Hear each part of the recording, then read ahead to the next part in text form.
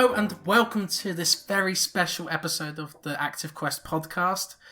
Today joining me is Josh Nichols. How's it going, man? Hey Chris, how you doing? Pretty good. Because today we're actually reviewing Team Sonic Racing, and we have to thank SEGA for sending us a code for this game.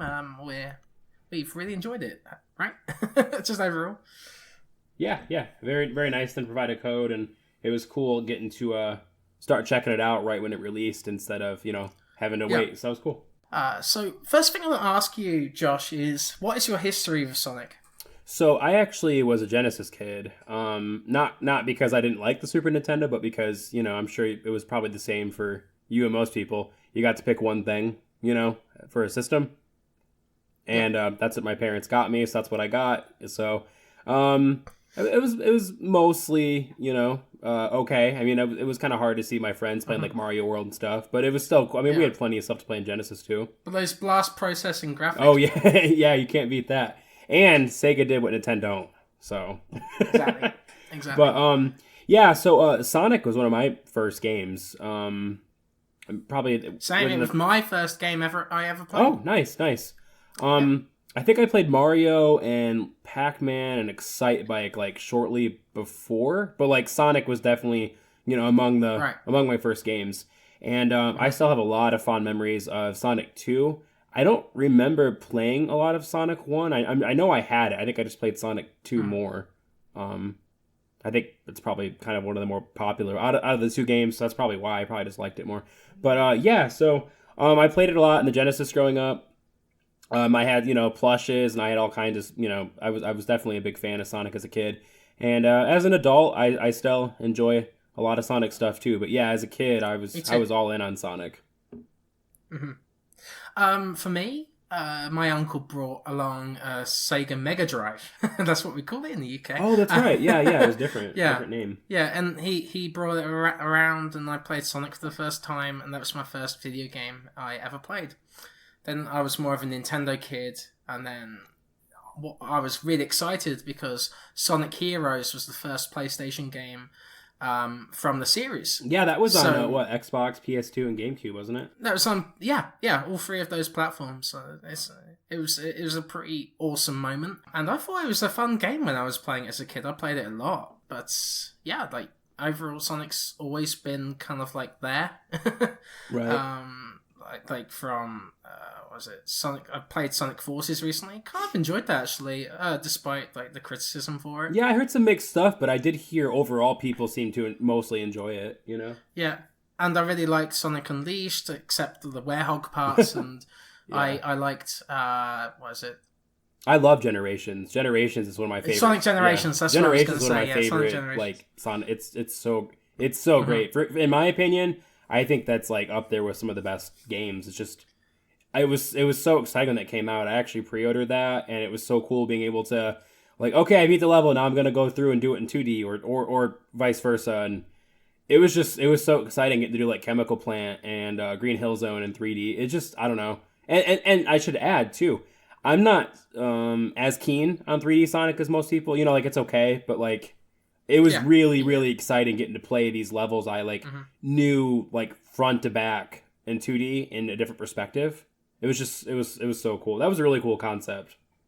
And then Sonic Mania came in and brought back that classic kind of like era of Sonic, and it was amazing. Yeah, Mania I think is made, like how perfect. Well made it was. The new levels were just outstanding, and I think honestly it's the best Sonic game in the series. Yeah, me too.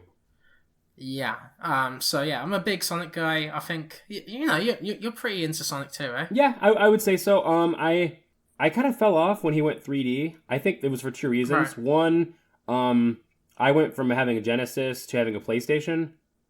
And then I had an Xbox and a PS2 and GameCube. Like I didn't have a Dreamcast is what I'm trying to say.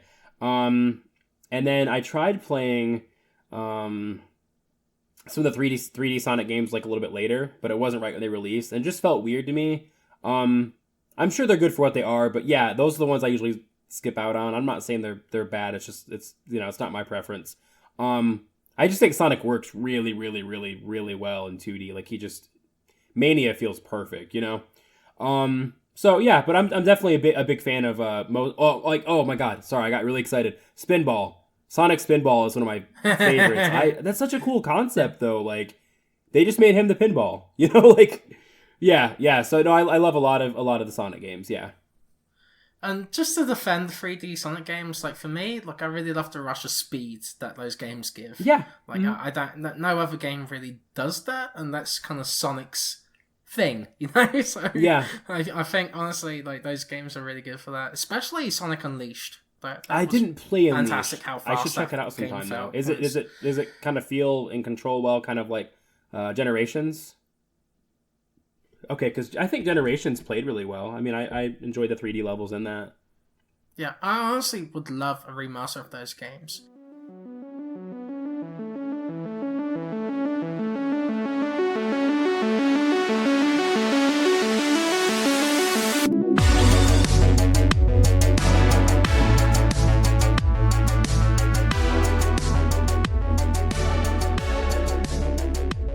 The reason why I wanted to talk about our history of Sonic is because Team Sonic Racing is kind of like a celebration of the Sonic games. Mm-hmm. You see a lot of like callbacks, like Sonic Heroes callbacks, Sonic Colors stuff.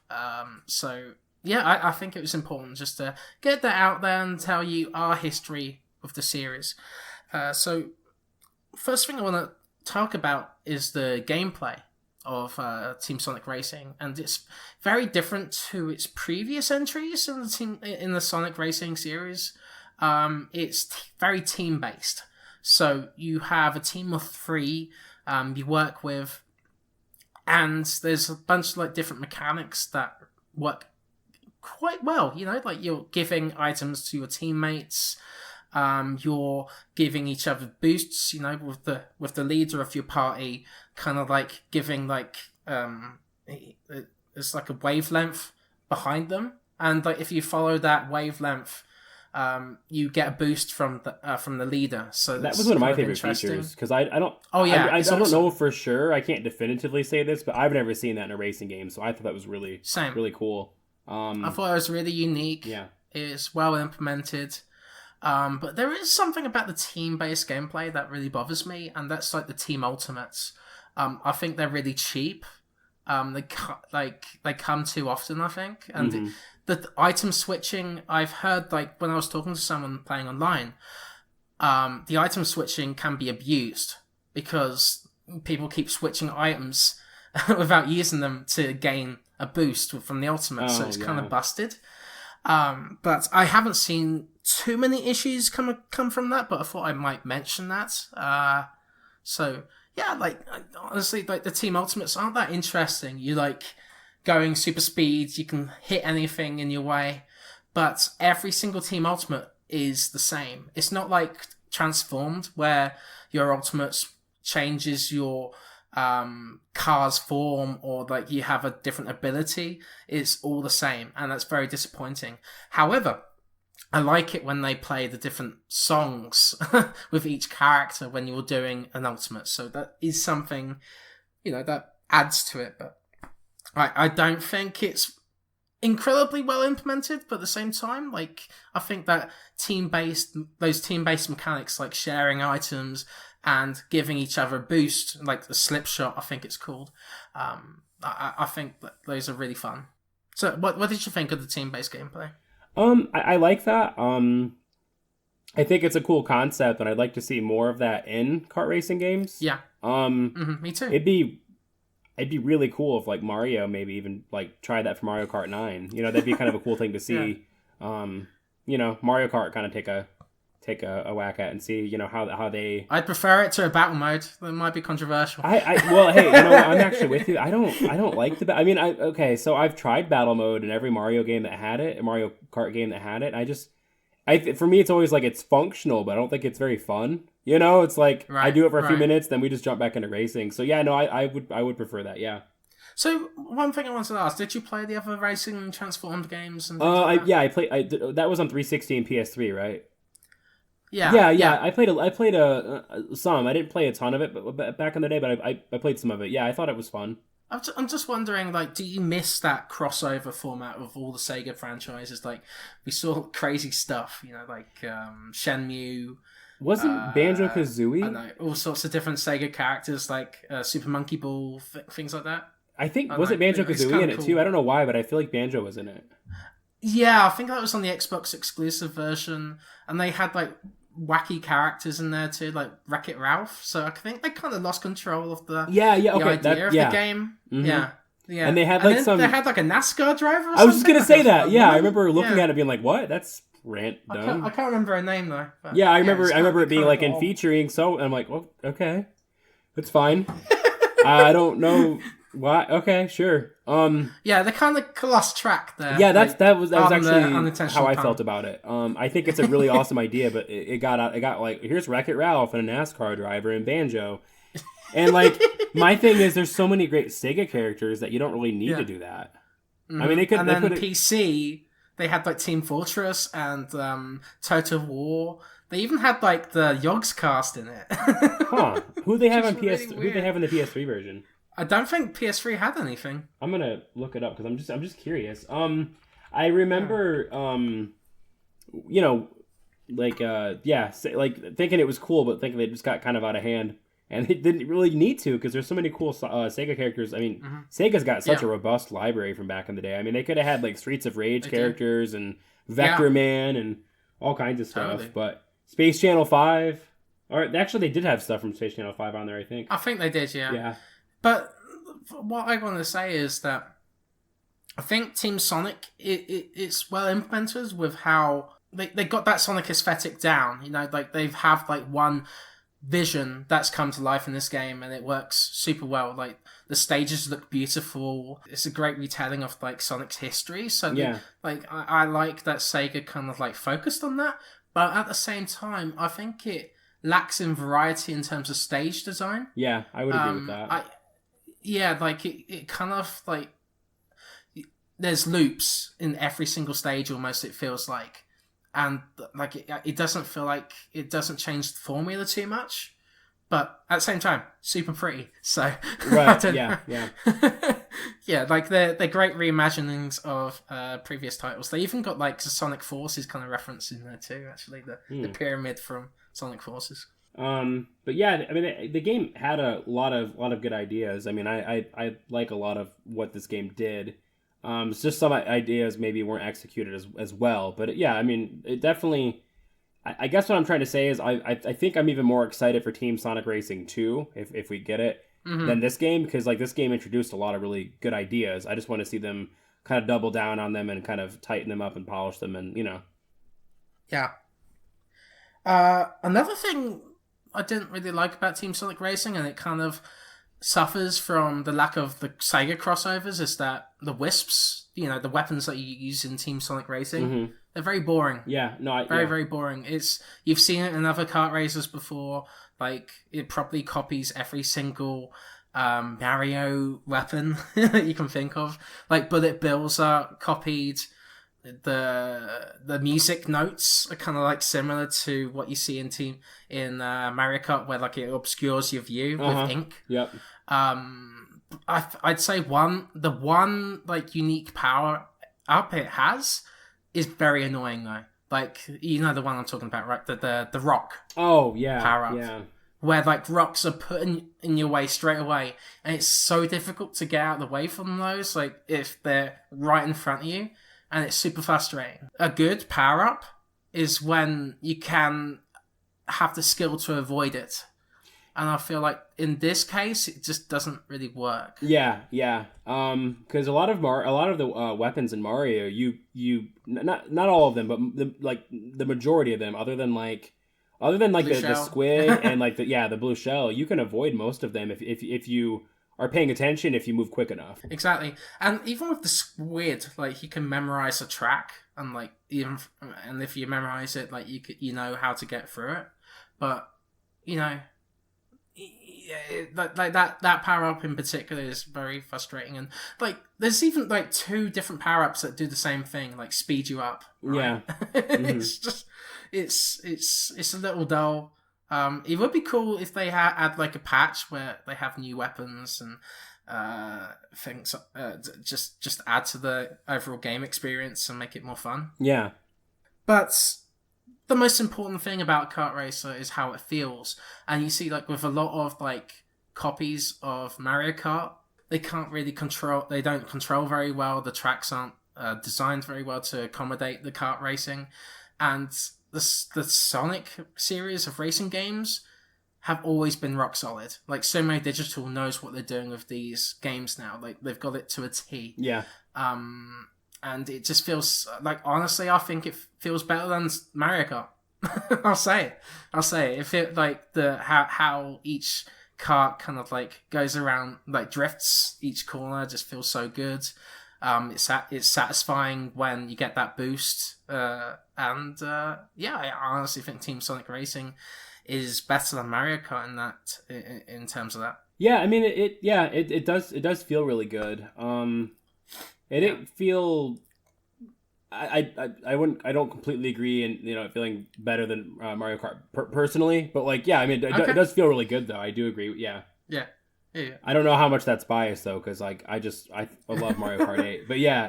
I mean it does feel really well, and you're right. They have the developer has been consistent with that because they have that down. They feel consistently tight. Yeah. But, I could be biased as well because I've been more of a Sonic guy. Right, yeah, maybe, that's true. So that might be why. Another thing that Team Sonic Racing adds is card customization. This is the first time that we've had this. And by getting currency in the game, you can get these mod pods and they open up like gacha boxes. Thankfully, there's no microtransactions, as far as I know. So, it's not exploitative, but you can make your car look completely different than originally. They look super cool. The body, the parts you can add to it, and it adds kind of replayability because there's parts for like every single character's car. So there's a lot of stuff that you can add to the experience. Right. Yeah, and that's a good thing to see because I want more of that in a racing game because I don't want. Okay, so here's my thing. I think it can get overwhelming in like some racing games. Like I'm talking like Forza, Gran Turismo and all that. But I think that this game and I think Mario Kart's got a good balance for like just a couple little tweaks that do affect how it looks and how it maneuvers, but not to the point where you're like on that menu forever. Like, you know what I mean? Like it's quick, And you can change the speed, you can change the acceleration, drifting, things like that. Right. To improve your car and how you want it to feel. But I guess at the same time, like I haven't really seen this that much online, but some people have better cars. But I don't think it really affects like how well you do in the race. I think it's just like it's very minor. So I don't think it's that much. Yeah, I think it does still mostly come down to skill because even then you're just kind of setting the cart to kind of work with how you like to play. If you don't mind slow acceleration and you'd rather have a higher top speed, then maybe you play better with that play style. Whereas some people, maybe they have more trouble drifting and more trouble avoiding obstacles, and so that they might want, slightly slower top speed and faster acceleration. So that's I think you're right. I think it does. They are minor enough, and I think it's just because people are going to set it up to work well for how they're going to race. So is there anything else you want to talk about the gameplay before we move on to the story stuff? No, I think we covered everything. I think it's pretty straightforward. I think I think that's everything that I would have to say about it. So just to start off the story, I'm just going to give you a brief explanation as to what's happening. It's very, and it'll be very brief because not a lot happens. It's very, very, and of course, to be fair, it's a kart racer. So. Simple. I said that last week, and you gave me shit for that. Oh well, I mean, Crashes was pretty cool back in the day. I'm not gonna, Right. Do you remember the story for Crash Team Racing? I never played. Oh, the villain was going to turn the world into a giant parking lot for his cars. So you had to beat him so he couldn't do that. That's pretty much what it boiled down. Right. I mean, it was dumb, but Okay, so I'm going to go over it. So, Team Sonic and their friends are roped into an ultimate test of racing skill competition. There are 5 teams: Sonic, Tails, and Knuckles, Amy, Chow, and Big the Cat, Shadow, Rouge, and Omega, Blaze, Silver, and Vector, Dr. Eggman, Metal Sonic, and Zavok. Why is Zavok in the game? I don't know. Throughout the game, they're trying to figure out the leader of the competition, Dodonpa's motive for starting this competition. It's very shallow and worth skipping despite a few funny lines. So that's basically my feeling on the game. Like, honestly, on the game story at least. I thought it was pretty dull. Like, there was a few good lines, like Sonic giving shit to Silver. I always like Sonic hearing was Sonic giving shit to Silver, and it's really funny. Too. Like, it's just he's good at it. Yeah, the trash talk is real, man. It's really good. But I had the same complaint as you did though with the way they did it. Instead of it being cutscenes, it was just like little character cutouts. I don't know. It's very cheap. Yeah, I didn't like that part. My thing, it almost felt like they like started working on the story and then they were like, oh, we don't have enough time to. We don't have the budget. Yeah, so it's like, should we cut the story or should we just do something? And then it was almost like, we'll just do it like this. I don't know. I mean, I guess on one hand, I think the game retails for like $40, doesn't it? Yeah. So I mean, on one hand, it's kind of a more budget title. On the other hand, though, I mean, you and I grew up as Sega, so I feel like I'm less forgiving because I'm like, yeah, I know this is a $40 game, but like, you're Sega, like you can do this. You have the money to do. You know what I mean? Like, it almost feels like it's a self restriction. You know, like I feel like they could have done it. Yeah, but I feel like maybe Sumo Digital had a development plan, like they have to work on the next game or something. Yeah, that's true. So maybe they had like a schedule planned. That's true. For the game. I know it sounds kind of silly, well, but so maybe the budget wasn't as high for this one. That's true. I know it sounds kind of silly, but like I would have been okay with this being $60 and then like putting more energy, you know, into it. But like at the same time, like some cutscenes, in-game cutscenes. Yeah. Nice. Like I don't know. I think even if there wasn't as many even if it wasn't constant, just some cutscenes. I don't know. But I have to say though, like some of the special effects in the story are very funny. Like it's stock footage funny. Yeah, like, it's really bad. Yeah, like a stock explosion, it goes like. yeah. And it's like little smoke effects. It's just hilarious. It's really hilarious. Yeah. I would say, like, even though there's a lot of caveats with the story, like the voice acting's excellent as usual. Mm-hmm. Like, yeah, honestly, I would agree with that. I think something you could say about the Sonic games is that they have great voice actors. Yeah, I would agree with that. I didn't particularly agree. Like, I'm giving an example. Like, I didn't particularly enjoy Sonic Lost World, but like the voice acting and animation was great. I didn't have any complaints there. Yeah, the Sonic games are always pretty consistent with that. Yeah. But I would say though, Sonic's voice is weirdly deep. I noticed that too. Yeah, is it a different voice actor? No, I think it's the same voice actor. Huh. They just want to make him sound like more of a, "Hey, dude, how's it going, man?" And they're trying to make him grow up a little bit, maybe. Yeah, I don't know. Maybe looking cooler. I don't know. Yeah, maybe the voice actor had a cold that week, and they're like, "No, we got to shoot this week." Oh man. Yeah. No, I agree. I thought it was a different voice actor. I don't think it was bad by any means. I just thought, oh, that's a bit odd. Yeah. It was. And they've changed a few voice actors here and there. I think like Bryce Papenbrook took over Silver the Hedgehog, and I think he has much more personality now than like he's just such a bland. He was like really bland, kind of like serious character. Mm-hmm. Now he's kind of got more of a personality to him, which I like. So yeah. Other Sonic fans might disagree with me. Like, yeah, I don't know. I would have really liked to have like a hub world instead of the board.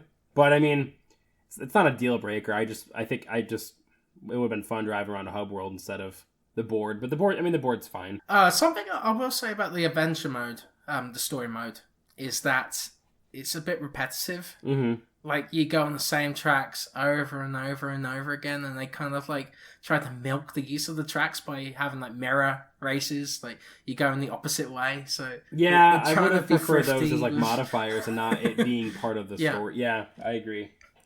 But I did like the different modes. Like, There's like a time attack mode where you have to go through poles as soon as quick as you can. That was pretty cool. That how you and that kind of tested your drifting ability. So it tried to emphasize different parts of the game and make you better at it. For the adventure mode.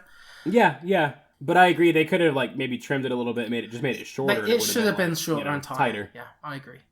Every part of the adventure mode should have like a major kind of like track to go on or something. Yeah, I mean it doesn't have to be super long. It would be okay if it was just an hour or two long story, even just because it's Another issue was the format of it, because you're like, okay, I know what to expect. So there's like a team race at the end, like a Grand Prix at the end, and then you have a survival race at the end where like the only people left, it's like the last person standing pretty much. So like those two always came last at every single section of the adventure mode, which got a little bit tiresome. Yeah.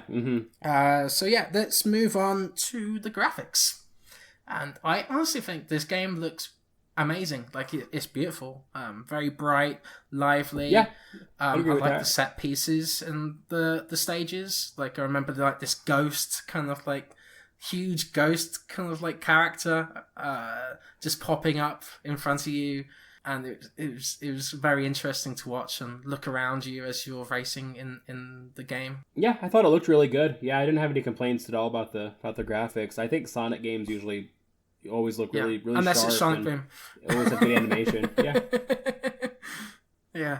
No Sonic Boom references in this game, by the way. But talking about the references, though, there are a bunch of references to the newer Sonic games. So, like, if you're more of a retro fan, you won't find a lot in this game. I think it's like Sonic Heroes and up. Huh. Yeah, that's kind of strange. You think that they would kind of cater to the whole audience? I know. Yeah. Like they've the reason why maybe they decided to do that is because they've covered that ground already with the older games. With the Sonic Sega crossover stuff. So maybe they wanted something fresher to do. Like the solid colors levels are really beautiful, green. Those are my favorite ones to go on. And then the Sonic Unleashed rooftop run stage was great. So yeah, like and colors. There's nothing much else we can talk about the graphics. I just think like it's really well rendered. I like the effects that are added to like your car as you're drifting around. I like how the stages kind of like loop around. It's very exciting. But other than that, not much else I can say really. It's just a beautiful game. Yeah, I would agree. I mean, it looks really good. I think that's definitely one of the strong things about that Sonic's consistently had, like across all his games. You know what's consistent about the Sonic games? The music. It's always really good. Sonic's got great music. Crush 40's back to do the main theme song, which sounds great. And you can actually hear that on the Twitch stream right now that we're doing right now. We're actually recording this live. So yeah, it's been like the music is great. A lot of callbacks to previous games, like I mentioned, the Rooftop Run music is fantastically remixed for this game, and I like how with every track, when you're on the last lap, it kind of goes faster and it's more intense. Yeah, the music was really good. I liked the music. And they brought on a few other people. Jen Sunue, I think, composed the general kind of soundtrack. Yeah, they did some collaborations with Hyper Potions, who made some excellent songs for Sonic Mania. That sounded great, and I thought that was done some other stuff too with the soundtrack with other collaborators that are known to make Sonic songs. So yeah, I think the music sounds great in this game. Maybe the loading screen music is a bit repetitive. Like you don't have to play it every single time. But other than that, I really like the music in this game. It's nice, vibrant, far upbeat, and it should be for a kart racer like this. So overall, man, like, what do you think of Team Sonic Racing? Yeah. I like it overall. Oh, yeah. I definitely think it's a good price because it's not perfect, but like, you know, I think $40 is a good sweet spot for it. It's not perfect, but it's a really solid game. Like I said, I'm really excited for the sequel. I hope. I mean, it hasn't been announced yet, but I hope that they continue to expand on what they've introduced here because they brought a lot of good stuff to the table. I honestly think they should bring back the Sega crossover stuff.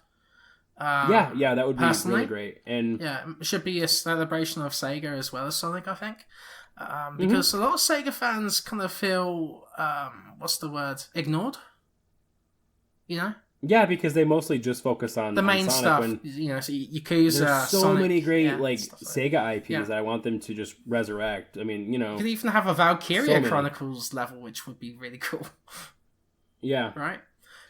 So if they went like the Smash Brothers and like Mario Kart route, where they kind of just expanded, open up the Sega vault and just let me race, get Sonic as Vector Man or something. That'd be really cool. But I feel like with its art style, it's really well done with how with the direction they made with the Sonic take. You know, like it generally feels like a Sonic game. It's catered towards the Sonic audience, and it succeeds really well with that.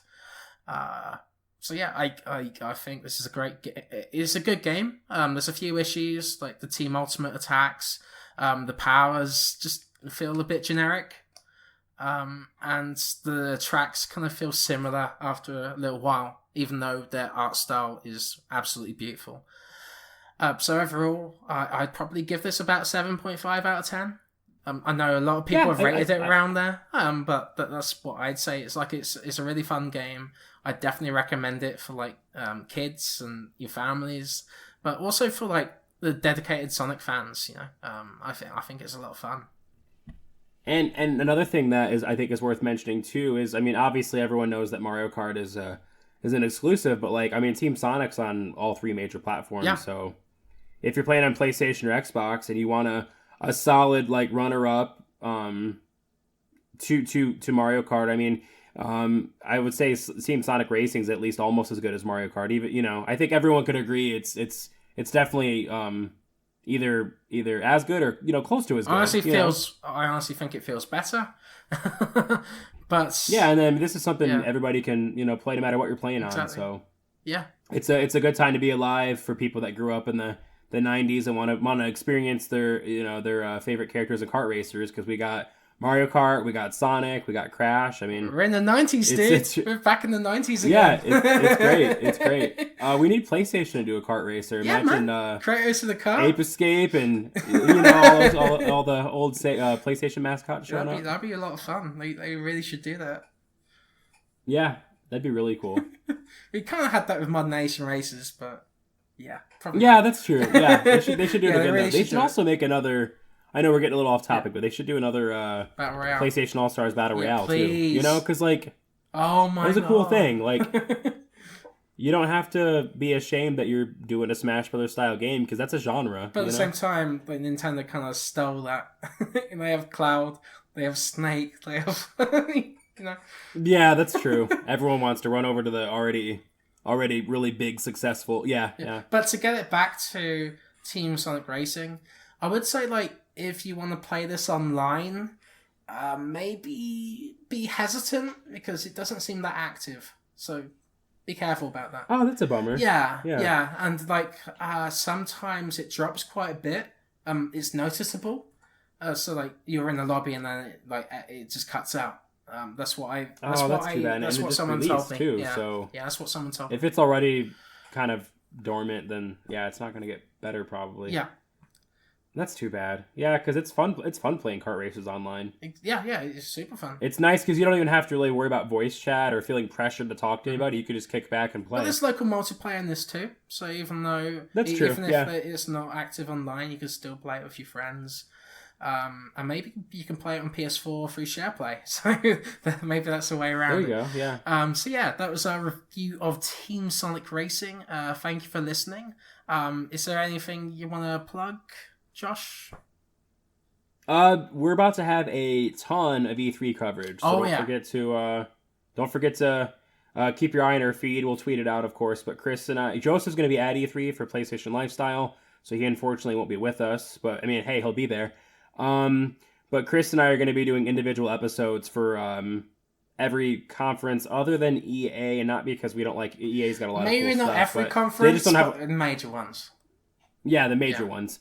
I know we're doing one for Xbox, we're doing one for Square Enix, we're doing one for Bethesda, Ubisoft, and then we're going to be doing one for Nintendo as well. We're splitting all these up. That way, maybe you don't care about the Square Enix one, and maybe you care about the Nintendo one, or vice versa, or, whatever.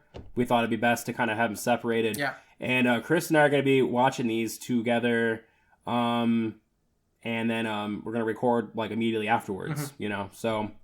and then getting them up really quick. Maybe we could have a reaction stream. Oh yeah, that'd be fun. The only one that we're not going to have up as quickly is Nintendo's on Wednesday. We'll do that night, but the rest of them we're going to have up pretty quickly. We might briefly mention the minor ones as well. I know Limited Run Games has a big announcement they're going to give. They're very excited, and they didn't imagine they could ever do something as big as this. So I'm looking forward to see what they have. I have a theory it's going to be Phantasy Star Online 2. Because that's something they've always loved to do, and bringing it over to the West would be amazing. Maybe we could do a all the rest type episode, the catch all. Okay, we didn't cover the stuff that we didn't do an individual episode for. It's in this one. And also, I would like to say, kind of funny game showcase. I think it will surprise people because Sony's not in the show anymore, right now anyway. Mm-hmm. So where are those indies going to go to? Kind of funny, right? Exactly. Yeah, I think we'll see some good announcements from them. Yeah, very excited though. But yeah, Chris and I are going to have a lot of good coverage of that, and of course, keep your eye on Joseph's Twitter feed too, because he's going to be at E3. So really excited. Just make sure to, we'll have those up really quick too. So if you're busy and not able to maybe watch the stream right around when it airs, then within an hour or two, Chris and I will have our episode up, and you can always just check that out. And you can follow me on Penwell Writes on Twitter. You can find my reviews on Rapid Reviews UK, but I'm not really writing anything right now. I might write a review for this, you never know. Also we want to say thank you for Sega for sending this review copy our way. We appreciate it. It's been super fun to review this game. Yeah, but thank you, Sega. And you can find me on Twitter at Mr. Josh Nichols, Twitch, JerkJerk77. And then don't forget to follow ActiveQuest and all the socials. Yep. We're on Twitter, we're on Facebook, we're on Instagram, and we're going to create a Twitch account, not only to have the stream recordings while we're recording podcasts, but also I'm sure Chris and I and Joseph will probably play some games. Yeah, this is kind of a test thing, so we're streaming this right now, so we'll see how it goes, and we might be live streaming some podcasts soon, like DLC and other podcasts that I really love. Well, thank you very much, and we'll see you next time. Bye.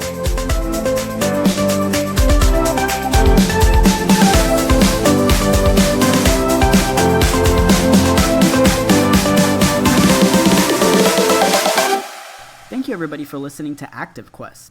I just wanted to let everybody know that we are now on iTunes. Just search for ActiveQuest and you'll be able to find us there. Just remember that leaving 5-star reviews is super helpful with the iTunes algorithm, and it helps us get discovered and find new listeners, so we would appreciate that as well. I'd like to thank my co-hosts, Chris Penwell and Josh Nichols, for being awesome on the show and for editing the podcast as well. And of course, the listeners. You guys rock. I really appreciate all of you. I know there are a lot of video game podcasts out there, so it means a lot for you to give us a try. Thanks again, everybody. Take care.